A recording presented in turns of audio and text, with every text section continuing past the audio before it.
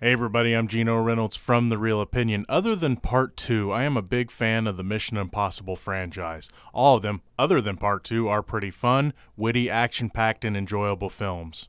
I was pretty excited for the next installment, especially after Ghost Protocol, which is my favorite of the franchise. Did the new film do the impossible and top the last film? Let's take a look.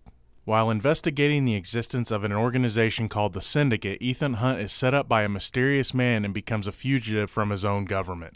The IMF is also disbanded in the process. 6 months later, Hunt, who is still on the run, finds clues that may lead him to the mysterious man so he can clear his name. Despite his pleas to stay away, Hunt's friends join him in helping him to clear his name and to take down the Syndicate. To make a long story short, this is another fantastic addition to the Mission Impossible series. The big question is, did it top the last movie? When it comes to some of the stunts, sure, some of it did. When it came to the story, however, that is a different tale. While I did enjoy the story of this quite a bit, I feel that the whole going rogue thing has played its course. 3 out of the 5 films have done this, so it gets a little repetitive. This is a very minor complaint though, because this film is still pretty great.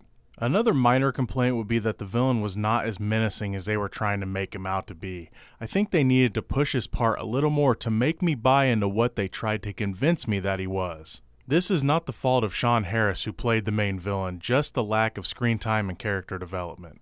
It's not his fault that they made such a great villain out of Philip Seymour Hoffman on the 3rd film that it set the bar way too high for the future films.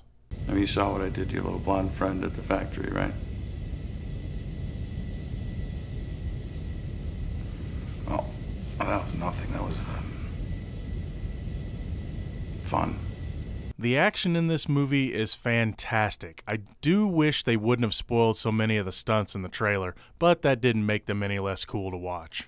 I was surprised that the airplane scene that you see in all the ads was right at the beginning of the film. Benji, open that door right now! Oh my God! And the opera scene, which lasts a while, is well worth the price of admission.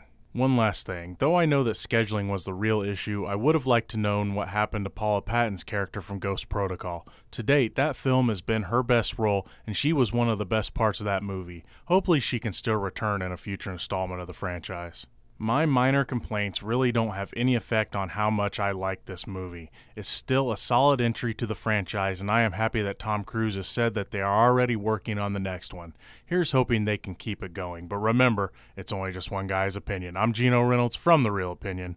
Until next time.